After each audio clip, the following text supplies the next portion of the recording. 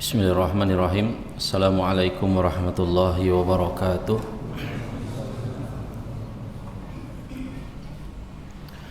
Innal hamdalillah nahmaduhu wa nasta'inuhu wa nastaghfiruh wa na'udzu billahi min shururi anfusina wa min sayyiati a'malina. Man yahdihillahu fala mudilla lahu wa man yudlil fala hadiyalah. Asyhadu an la ilaha illallah wahdahu la syarikalah wa asyhadu anna Muhammadan abduhu wa rasuluh. Ya ayyuhalladzina amanu taqullaha haqqa tuqatih wa la tamutunna illa wa antum muslimun. Ya ayyuhan nasu taqu rabbakumul ladzi khalaqakum min nafsin wahidah wa khalaqa minha zawjaha wa bassa minhuma rijalan katsiran wa nisaa'a wattaqullaha alladzi tasaaluna bihi wal arham innallaha kana 'alaikum raqibah.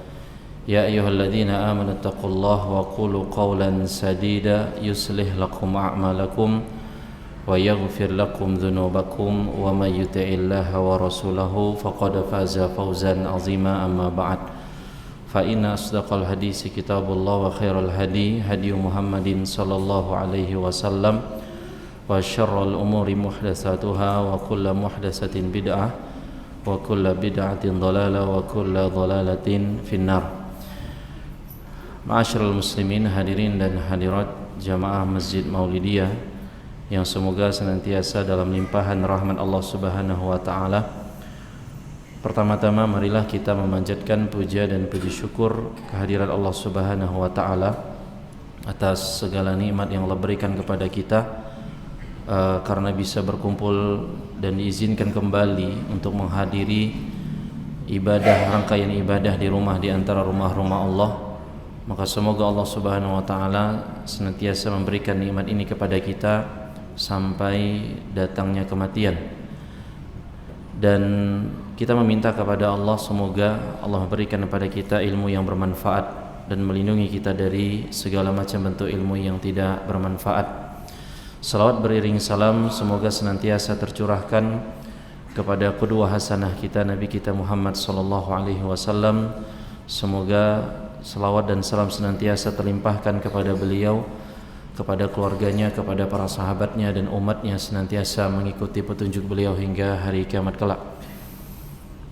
Jamaah sekalian rahimakumullah, kembali dalam pembahasan buku atau kitab adab dan akhlak penuntut ilmu karya Al-Ustadz Yazid bin Abdul Qadir Jawas rahimahullahu ta'ala.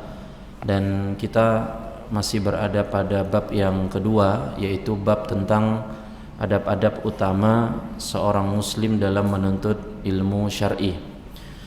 Dalam bab yang kedua ini kita akan memasuki adab yang ke-10. Adab yang ke-10. Di halaman 38 penulis rahimahullahu taala menyampaikan, yaitu diam ketika pelajaran disampaikan. Adab yang ke-10 adalah diam ketika pelajaran atau ilmu agama itu disampaikan. Penulis rahimahullahu ta'ala menyampaikan, ketika belajar dan mengkaji ilmu syar'i, kita tidak boleh berbicara yang tidak bermanfaat tanpa ada keperluan dan tidak ada hubungannya dengan ilmu syar'i yang disampaikan. Tidak boleh ngobrol, haruslah dibedakan antara majelis ilmu dan majelis yang lainnya, antara tempat kita menuntut ilmu syar'i dengan tempat yang lainnya. Apalagi yang disampaikan adalah ayat-ayat Allah dan hadis-hadis Rasulullah sallallahu alaihi wasallam. Nah, di paragraf yang pertama ini, ma'asyiral muslimin rahimakumullah, penulis menekankan ketika menghadiri majelis ilmu, baik itu pengajian rutin, pengajian akbar atau tablik akbar di masjid ataupun mungkin pengajian di rumah, di antara rumah-rumah, maka di sana kita diperintahkan untuk tidak bicara sembarangan. Apalagi pembicaraan kita itu tidak ada hubungannya dengan apa yang disampaikan. Dan ketika perintah untuk diam dan mendengarkan dengan seksama atau dengan perhatian, sebabnya tadi, yang pertama karena yang disampaikan di majelis tersebut adalah firman-Nya Allah Subhanahu wa taala, adalah kalamullah. Dan begitu pula yang disampaikan di majelis itu adalah sabda Nabi sallallahu alaihi wasallam. Bukan kata pembicara, bukan perkataan pembicara. Pembicara hanyalah wasilah untuk menyampaikan kalamullah dan qaul Rasul tersebut sallallahu alaihi wasallam. Dan itu diantara sebab kenapa adab, diantara adab penting yakni diam ketika ilmu disampaikan, karena tadi yang dibicarakan adalah firman Allah dan sabda Nabi sallallahu alaihi wasallam. Dan majelis ilmu jamaah sekalian rahimakumullah, sebagaimana kita ketahui adalah majelis yang mulia, majelis yang penuh dengan penghormatan dan pengagungan kepada Allah dan Rasulullah sallallahu alaihi wasallam. Dan majelis ilmu bukan majelis ngobrol, bukan majelis bersenda gurau. Makanya penulis nanti rahimahullah juga menukilkan hadis Nabi sallallahu alaihi wasallam, "Man kana yu'minu billahi wal yaumil akhir falyaqul khairan aw liyasmut." Barang siapa yang beriman kepada Allah dan hari kiamat, maka hendaklah dia berkata yang baik atau dia diam. Dan majelis-majelis ilmu para ulama terdahulu, mereka mencontohkan bagaimana majelis itu penuh dengan kekhusyuan, penuh dengan yang hadir tidak berbicara, bahkan gestur tubuh mereka pada saat itu atau pola badan mereka, pola duduk mereka menunjukkan mereka itu sangat serius dalam mempelajari ilmu agama Allah Subhanahu wa taala. Maka sekali lagi jamaah sekalian rahimakumullah, apabila di majelis yang lainnya, majelis perdagangan, majelis di luar selain dari majelis ilmu, ya silakan, mungkin mau ribut, mau ngobrol, mau tidak peduli antara satu dengan yang lainnya. Adapun di majelis ilmu, di rumah, di antara rumah Allah, kita diperintahkan untuk duduk dengan tenang, fokus mendengarkan, tidak mengganggu orang lain, dan tidak berbicara tanpa adanya keperluan. Maka ini yang perlu kita camkan dan akan menjadi indikator keberkahan ilmu yang kita pelajari. Kemudian penulis rahimahullah menyampaikan bahwa secara umum Allah Subhanahu wa taala menyebutkan permasalahan ini dalam firman-Nya surah Al-A'raf ayat ke-204. Yang mana di sana Allah Subhanahu wa taala berfirman, "Wa idza quri'al Qur'anu fastami'u lahu wa ansitu la'allakum turhamun." Dan apabila Al-Qur'an dibacakan, maka dengarkanlah dan diamlah agar kalian mendapatkan rahmat. Kata Allah Subhanahu wa taala dalam surah Al-A'raf ayat ke-204, apabila Al-Qur'an dibacakan, disampaikan, maka dengarkanlah dan diamlah dengan seksama agar kalian mendapatkan rahmat. Nah, maka kondisi ayat Al-Qur'an ini dibacakan jamaah sekalian rahimakumullah, itu banyak hal. Yang paling utama jelas ketika ibadah salat dilaksanakan. Dan memang tidak mungkin seorang berbicara. Kalaupun ada berbicara, menunjukkan sebuah kesalahan fatal dalam ibadah solatnya. Nah, maka Al-Quran dibacakan ketika solat. Al-Quran dibacakan, disampaikan dalam tausiyah, dalam ceramah, dalam majelis ilmu. Maka perintah dalam surah Al-A'raf ayat ke-204 ini menunjukkan pentingnya kita mendengarkan ketika ayat Al-Quran itu disampaikan. Mendengarkan dengan baik dan diam. Apa tujuannya? La'allakum turhamun, agar kalian mendapatkan rahmat Allah Subhanahu wa taala. Dan fahmul mukhalafah dari ayat ini, ketika seorang tidak mendengarkan dengan baik ayat Al-Qur'an itu dibacakan, disampaikan, maka dia akan mendapatkan kebalikan dari rahmat Allah Subhanahu wa taala. Dan itu bahaya. Dan itu sangat membahayakan. Maka kalau kita ngobrol, kita bermain-main saat Al-Quran dibacakan, sejatinya kita tidak menghormati firman-firman Allah Subhanahu wa taala tersebut. Dan para ulama salaf sangat tidak berani ya ketika ayat suci Al-Quran itu disampaikan, mereka berbuat yang tidak-tidak. Dan Al-Imam As-Sa'di rahimahullah ketika menafsirkan ayat ini, beliau menyampaikan, hadzal amru amun fi kulli ma sami'a kitaballahi yutla fa innahu ma'murun bil istima'i lahu wal insat. Perintah dalam ayat ini bersifat umum bagi siapa saja yang mendengarkan kitabullah yang dibacakan, maka dia diperintahkan untuk mendengarkan dan diam. Dan perbedaan wal farqu bainal istima'i wal insat, perbedaan antara istima' mendengarkan dan insat yakni diam adalah annal insata fi zahiri bitarkil tahaddusi. Insat secara zahir lahir itu berarti meninggalkan pembicaraan. Awil ishtighali bima yushghilu an istima'ihi, atau menyibukkan diri dengan sesuatu yang mengganggu pendengaran. Jadi maksudnya mungkin orang diam, nggak ngomong, tapi ada sesuatu yang menyibukkan dia, akhirnya dia tidak mendengarkan dengan seksama. Maka ini nggak istima' namanya. Dia diam, nggak ngomong, suaranya nggak mengeluarkan suara. Maka ini tidak masuk ke dalam istima'. Mungkin insat diam dia, tapi nggak istima', gitu. Wa amal istima'u lahu, adapun istima' mendengarkan, dikatakan kata Al-Imam As-Sa'di rahimahullah, fahuwa an yulqiya sam'ahu, dia curahkan pendengarannya, wa yuhdhira qalbahu wa yatadabbara ma yastami'u, kemudian dia menghadirkan hati dan merenungkan apa yang dia dengar tersebut. Nah, maka yang seperti inilah kata Imam As-Sa'di, orang akan mendapatkan rahmat Allah Subhanahu wa taala, tergantung dari dua hal ini, diamnya dan insatnya. Insat itu diam dan istima' itu dengarnya. Apakah dia dengar dengan seksama ataukah dia diam dengan sebenarnya juga. Sebagaimana kita sebutkan tadi, tidak semua orang diam itu dengarkan dengan seksama. Bisa jadi dia diam tapi dia sibuk dengan yang lain, atau pikirannya ke lain, bukan fokus terhadap ayat Allah ataupun hadis Nabi SAW yang disampaikan tersebut. Maka kalau kita ingin mendapatkan ilmu yang bermanfaat, ilmu yang berkah, diam dan dengarkan dengan seksama, la'allakum, kata Allah, turhamun. Kemudian penulis menyampaikan dalil yang selanjutnya, yaitu hadis Nabi SAW yang diriwayatkan Imam Ahmad dan yang lainnya, bahwa Nabi menyampaikan, barang siapa man kana yu'minu billahi wal yaumil akhir, barang siapa yang beriman kepada Allah dan hari kiamat, falyaqul khairan aw liyasmut, hendaklah dia berkata yang baik atau dia diam.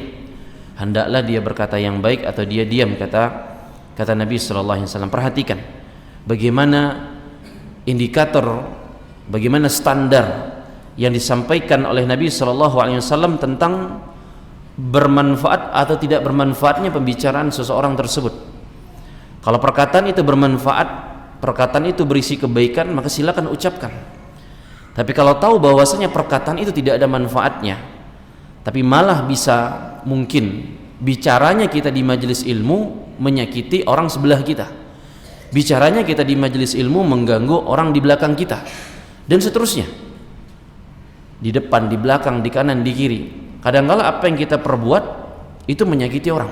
Jadi menyakiti orang itu dengan lisan, nggak harus langsung dicela, dicaci, dimaki terang-terangan, dikata-katain. Itu jelas mayoritas orang pasti sakit hatinya jika diperlakukan demikian. Tapi bagaimana ketika seorang bicara nggak ada manfaatnya, apalagi sambil cekikikan, sambil ketawa-ketawa, dan itu terjadi di sebagian masjid di kota kita tercinta ini, ya, bahwa bukan di pengajian tapi di sholat Jumat. Mungkin yang pernah sholat di masjid tersebut mendapati sesuatu yang sangat miris gitu. Walaupun orang itu bicara, dan orang ini nggak berhenti memang bicara, duduknya bukan di sini ya, di belakang gitu, dekat pintu masuk atau pintu keluar.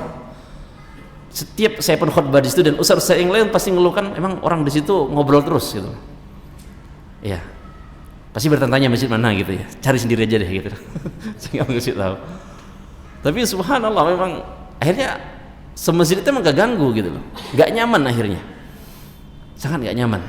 Ya kadang orang maklumi ya, mungkin orang tua ustaz, ya memang, tapi ya, gimana cara terbaik agar ini bukan menjadi sebuah hal yang akhirnya menyakiti orang, ganggu orang yang ingin, walaupun bukan di khutbah Jumatnya memang, tapi momen sebelum khutib naik mimbar itu nggak berhenti mereka ngobrol sampai sudah ditegur sama ketua masjid itu sendiri. Nggak juga mempan, subhanallah. Ya, jadi ini penting bahwa orang yang bisa berkata baik atau dia diam, karena standarnya di sana bagaimana imannya kepada Allah dan imannya kepada hari akhir. Kemudian penulis rahimahullah menyampaikan dari hadis Nabi SAW yang lainnya, man somata naja, barang siapa yang diam maka dia akan selamat. Barang siapa yang diam dia akan selamat. Makanya ada sebuah asar dari para sahabat bahwa mereka mengatakan al-bala'u muwakkalun bin nutqi atau kama qala. Kadangkala musibah kita itu, bala yang menimpa kita itu sebab karena apa yang kita ucapkan. Gitu loh. Sebab apa yang kita ucapkan. Seringkali bencana itu datang dari lisan kita sendiri. Nah, sekali lagi kami sampaikan, bukan kita caci maki orang, tapi ngobrolnya kita itu buat orang nggak nyaman. Makanya dalam agama kita dilarang ngobrol yang berbisik-bisik atau ngobrol yang ada bertiga, dua pakai bahasa dia sama dia, yang satunya nggak paham. Lihat, perhatikan adab dalam agama kita memerintahkan jangan sampai buat perasaan orang tuh nggak nyaman. Sampai dalam segi bahasa, bagaimana kalau kita bertutur kata, berbicara, jangan sampai di antara tiga orang satunya nggak ngerti apa yang dibicarakan, entah bahasanya beda, sengaja nyindir, gitu loh, dan seterusnya. Ya, maka barang siapa yang diam maka dia akan selamat. Dan tentunya diam. Begitu pula pembahasan kita di pertemuan sebelumnya tentang malu, gitu loh. Malu itu pada dasarnya mulia, tapi kalau malu dalam menuntut ilmu celaka. Dan begitu pula diam adalah perintah Nabi SAW dalam hadis tentang iman kepada Allah dan hari akhir. Dan diam dengan keselamatan, tapi juga tidak diam terhadap kemungkaran, diam terhadap kekeliruan. Maka sebagaimana tadi contoh masjid yang saya sampaikan, maka ketua masjid nggak tinggal diam, dia angkat bicara, dia ngomong pakai mic, gitu loh. Diingatin bapak yang di belakang itu nggak ngobrol ketika sebelum khotib naik mimbar. Ya, intinya tempatkan diam, tempatkan malu pada tempatnya. Dan Nabi mengajarkan bahwasanya ketika diam pada tempatnya itu bisa menyelamatkan kita. Dan itulah kadang kita itu kapan disuruh bicara nggak bicara, sekarang nggak disuruh bicara. Itu banyak penyakit kita dari zaman dulu sampai zaman sekarang. Enggak di lingkup kecil, enggak di lingkup besar, enggak di SD, SMP, SMA, ma'had, sampai perkuliahan, sampai dalam sebuah instansi yang mungkin orang berpikir di situ tertib, terus semi militer, gitu loh. Saya pernah menyampaikan pengajian di sana, saya pikir begitu. Nyatanya ributnya minta ampun, subhanallah. Padahal semi militer jamaah. Kalau saya bilang masih top jamaah Masjid Maulidiani, masya Allah, tenang, senyap. Lah itu instansi apa yang semi militer yang kita pikir bakal ya tegas, tertib. Saya sampaikan pengajian ributnya minta ampun, sampai saya diamin. Sampai teman-temannya senior yang bilang suruh diam, sampai minta maaf sama saya bahwa emang teman-teman begini Ustadz katanya gitu. Saya nggak bisa pikir gimana ceritanya ini zahirnya kayak orangnya tertib rapi, tapi rupanya ributnya minta ampun. Di kelas gitu juga, sampai kadang guru mereka juga harus melakukan tindakan yang mungkin cukup keras untuk mereka itu diam. Nah, maka jamaah sekalian rahimani wa rahimakumullah, diam itu bukan berarti lemah. Diam itu juga bukan berarti mendiamkan segala hal, tapi bagaimana diam itu dengan kebijaksanaan, dan diam itu dengan keimanan kita kepada Allah dan hari akhir. Kemudian penulis rahimahullahu taala menukilkan pernyataan al-Imam Ad-Dhahhak rahimahullahu taala. Beliau mengatakan, Imam Ad-Dhahhak bin Muzahim rahimahullah wafat di tahun 102 Hijriah, menyatakan pintu pertama dari ilmu adalah diam, keduanya adalah mendengarkannya, ketiganya adalah mengamalkannya, dan keempatnya adalah menyebarkan dan mengajarkannya. Kata Imam Ad-Dhahhak bin Muzahim rahimahullahu taala bahwa pintu ilmu itu ada 4. Orang ingin dapat ilmu yang bermanfaat, ilmu yang barokah, bahwa pintu masuk pertamanya, sebagian dalam riwayat menyebutkan niat, kemudian diam. Maka ketika duduk di majelis ilmu mendengarkan ayat Allah, hadis Nabi SAW, dengarkanlah dengan samat tadi, as-samtu itu, ini diam. Karena sebagaimana kita ketahui bahwa kalau orang nggak diam, banyak bicara, jelas dia tidak akan bisa memfokuskan pendengarannya. Dan orang yang tidak bisa diam itu umumnya sulit menerima apa yang disampaikan dengan baik. Karena survei membuktikan yang diam saja nggak semuanya itu bisa menerima dengan baik. Benar apa enggak jemaah? Diam kan? Ditanya. Tidak semua yang diam saja itu bisa menerima ilmu dengan baik. Benar apa enggak? Berarti diserap gitu ya. Karena kalau saya tanya benar apa enggak, diam, berarti enggak diserap. Jadi apalagi enggak diam, yang diam aja butuh loading tadi itu saya tanya. Apalagi kalau enggak diam. Itu kata Imam Ad-Dhahhak rahimahullah. Kemudian yang kedua apa tadi? Yaitu dengarkan. Setelah diam, bukan sibuk sendiri, scroll, buat status, apa segala macam, tapi dengarkan dengan seksama. Ini kunci kedua dalam memahami ilmu. Setelah diam, dengarkan dengan yang baik. Karena ilmu tidak cukup hanya Anda duduk terus diam, tapi perlu kesungguhan dan skill dalam mendengar. Mendengar itu perlu belajar juga. Ya, mendengar itu bukan hanya dengan telinga. Dengarkan dengan hati. Dengarkan dengan hati akan membuahkan Anda mencatat apa yang perlu Anda catat. Bukan sibuk kepada hal yang lain. Nah, makanya ini yang ditauladankan oleh para ulama salaf terdahulu dalam mendengarkan dengan sebaik-baiknya. Kemudian yang ketiga kata Imam Ad-Dhahhak adalah mengamalkan. Dan ini tujuan puncak dari ilmu tersebut. Ya. Setelah tahu ilmunya, maka berusaha bagaimana menjalankan atau mengamalkannya. Dan nasihat para ulama bahwa ilmu itu bukan hanya sekedar banyak riwayat, banyak yang hadir, banyak di sini, banyak di sana, tapi bagaimana ilmu itu membuahkan rasa takutnya kepada Allah Subhanahu wa taala. Semakin taat tidak dia kepada Allah Subhanahu wa taala. Ilmunya itu menjadikan perilakunya menjadi lebih baik ataukah tidak. Hal yang sesimpel mungkin diam atau enggak. Ini perilaku. Diam atau tidak. Ini sebuah perilaku yang kadang setelah sekian lama atau seringnya kita belajar agama, ada atau tidak di dalam diri kita tersebut. Kemudian yang keempat kata Imam Ad-Dhahhak tadi, ini menyebarkannya atau mengajarkan ilmu tersebut. Kemudian ma'asyiral muslimin rahimakumullah, penulis menukilkan di paragraf yang sebelum terakhir pernyataan Imam Muhammad bin Abdul Wahhab Al-Kufi rahimahullah yang wafat di tahun 212 Hijriah. Beliau mengatakan diam itu mengumpulkan dua perkara bagi seseorang: selamat dalam agama dan pemahaman yang benar bagi yang melakukannya. Kata Imam Muhammad bin Abdul Wahhab Al-Kufi yang wafat di tahun 212 Hijriah rahimahullah menyatakan diam itu mengumpulkan dua perkara bagi seorang: selamat dalam agama dan pemahaman yang benar bagi yang melakukan. Karena ketika seorang paham menempatkan diam itu pada tempatnya, maka selamatlah agamanya. Agamanya akan benar, agamanya akan lurus. Dan ketika diam itu juga kata Imam Muhammad bin Abdul Wahhab Al-Kufi akan membuahkan pemahaman yang benar. Dari sikap diamnya itulah akan menumbuhkan pemahaman yang benar. Dia akan fokus, dia akan menerima ilmu tersebut dengan sebaik-baiknya. Makanya Al-Imam Asy-Syafi'i rahimahullah pernah menasihatkan, apabila engkau ingin bicara maka pikirkan dulu apa yang kau bicarakan ini ataukah akan menambah ilmumu atau mengurangi kehormatanmu tersebut.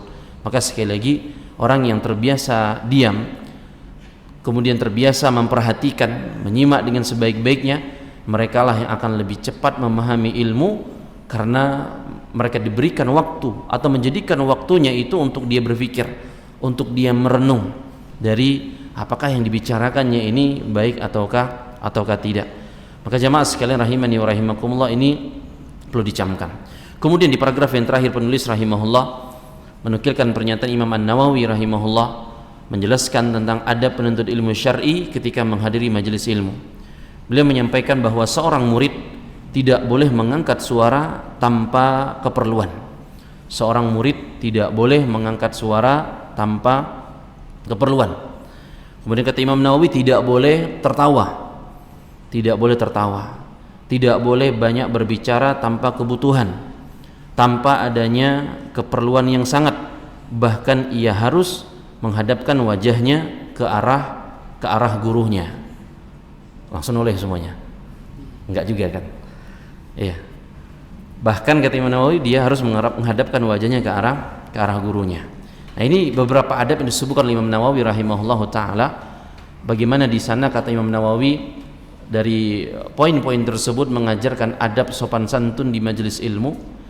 Sekali lagi tujuannya agar ilmu kita itu berkah, bermanfaat, ilmu kita mudah kita pahami, ya, dengan tidak mengangkat suara tanpa keperluan. Dan sekali lagi guru-guru kita, ustaz kita itu pasti punya banyak pengalaman, termasuk saya. Dan beberapa masjid pernah saya gitu juga, udah saya singgung untuk nggak bicara itu masih ada yang bicara, sampai benar-benar saya diamin sampai suara orang itu juga yang kedengaran doang, sampai jamaah itu noleh kepada yang bicara. Ya, itu subhanallah sekali. Saya pun nggak ngerti, sekeras-kerasnya speaker itu saya ngomong tentang nggak usah ngomong gitu segala macam, apa perlu saya tegur langsung ke orangnya langsung gitu? Saya nggak seperti itu, cuman orang itu pun nggak diam-diam juga. Orang itu pun nggak diam juga. Kadang ngomong masalah diam ini pun, terutama mohon maaf ummahat atau akhwat di belakang, atau di beberapa tempat masjid mungkin di belakang, di bawah atau di atas tempat yang lain, berbeda tempat, ya nggak diperhatikan secara langsung. Tapi ingat, kadang yang nggak kelihatan itu yang lebih berpotensi untuk mereka susah untuk diam. Apalagi ada teman ngobrolnya, atau ada teman yang memang asik obrolannya tersebut, ya. Apalah susahnya untuk kita menahan sebentar 30 menit, 40 menit, paling lama 1 jam untuk kita tidak mengangkat suara tanpa ada keperluan. Kemudian masalah tertawa juga kata Imam Nawawi rahimahullah. Enggak kita pungkiri sebagai masyarakat kita masih senang ceramah-ceramah tausiah ataupun tablik akbar yang di sana banyaknya lawaannya gitu loh. Banyak candaannya daripada ilmunya. Ya. Maka tersenyum, tertawa boleh, nggak masalah, tapi semua dengan kadarnya, ya, bukan malah sampai nertawain orang, gitu ya. Sebagaimana beberapa waktu yang lalu seorang penjual minuman ataupun yang lainnya lah, penjual minuman atau bukan penjual minuman juga, karena ini bukan majelis stand up comedy, bukan majelis tertawa, bercanda, gitu. Mungkin bercanda intermezzo sekedarnya nggak masalah, tapi kalau sudah berlebihan ini mengurangi dari muruah majelis ilmu tersebut. Dan Imam Nawawi menasihatkan juga untuk menghadapkan wajah ke guru. Ini menunjukkan perhatian, penghormatan, ya, bukan duduk membelakangi atau sibuk sendiri atau melihat ke arah yang lain. Dulu kami belajar, ngelihat jam saja itu dimarahkannya luar biasa, gara-gara ngelihat jam. Karena melihat jam itu adalah alamat apa jamaah? Kapan selesainya? Nah gitu. Katanya buru-buru selesai, gitu. Buru-buru selesai. Nah maka ini yang perlu kita camkan, duduk dengan tenang, dengarkan dengan baik, bukan hanya di majelis ini saja, di majelis-majelis ilmu yang disampaikan kalamullah wa qala Rasul sallallahu alaihi wasallam tersebut. Jangan ngobrol, ya, jangan bercanda, fokus apa ilmu yang disampaikan tersebut. Hadirin semoga Allah muliakan rahimakumullah. Ini akhir dari adab yang ke-10, yaitu diam ketika pelajaran atau ilmu disampaikan. Dan insyaallah taala kita akan lanjutkan di adab yang ke-11, yakni berusaha memahami ilmu syar'i yang disampaikan. Semoga mudahkan di pertemuan yang selanjutnya kita akan bacakan beberapa pertanyaan. Wassalamualaikum warahmatullahi wabarakatuh.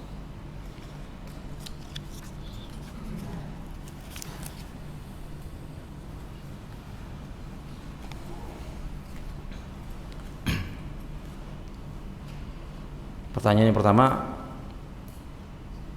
Afwan Ustaz, ana ada pertanyaan begini Ustaz, ana kan sama tante, ana disuruh kerja di bank link, terus ana bilang kalau kerja di situ nggak boleh karena riba.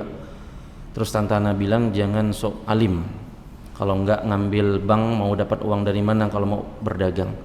Apakah Ana salah ya Ustadz? Dan satu lagi pertanyaan dari Ana, apakah hukumnya menggunakan kartu ATM? Afwan baru belajar, mohon bimbingannya. Ya, syukran jazakumullah khairan. Pertanyaannya, jemaah sekalian rahimakumullah,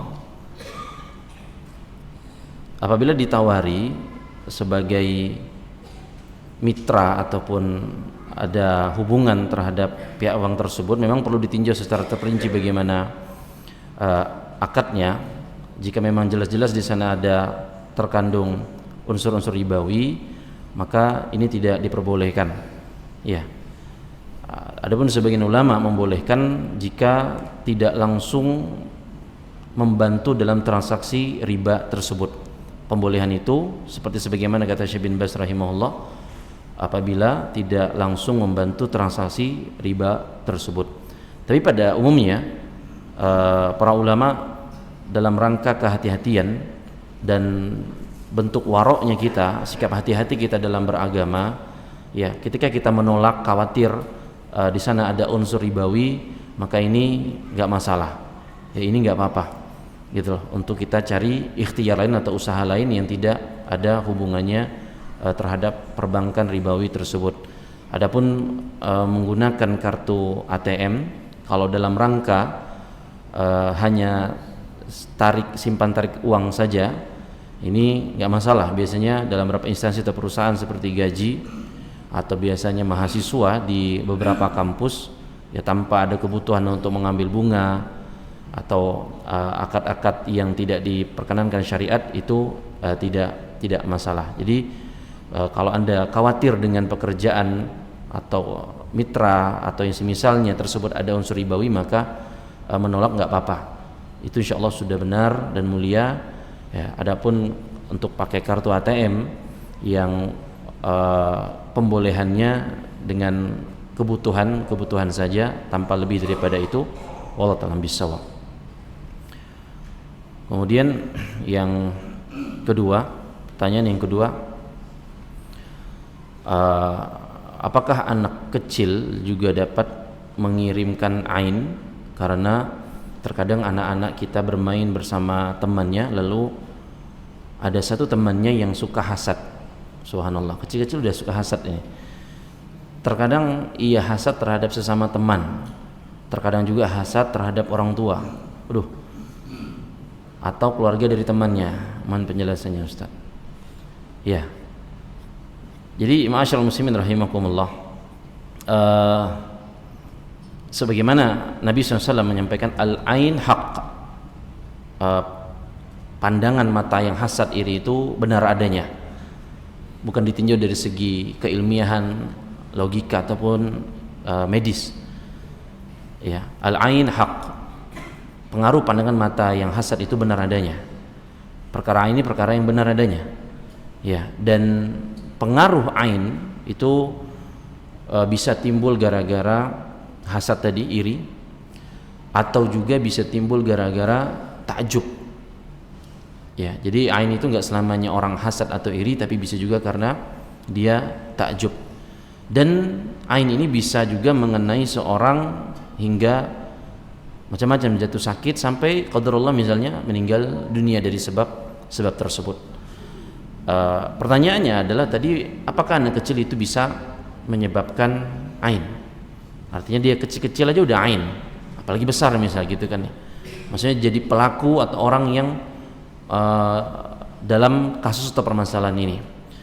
Ya, secara umum ma'asyiral muslimin rahimakumullah, anak kecil pada dasarnya bukan pelaku ain karena ya mereka belum baligh, belum memahami iri hasad secara seutuhnya sebagaimana orang yang sudah dewasa.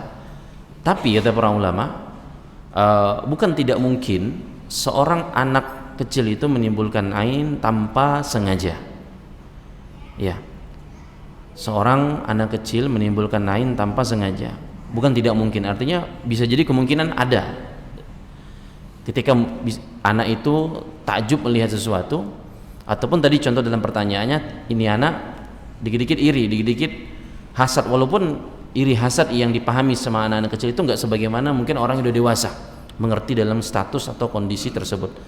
Ya, umumnya biasa anak-anak kan mungkin takjub, umumnya lah kalau agak iri hasad itu mungkin ada anak-anak, cuman dunia anak-anak itu biasanya lebih seneng mereka itu takjub, kagum, ya dengan keindahan, dengan mainan gitu ya, mainan tetangga, mainan anak orang gitu dan seterusnya.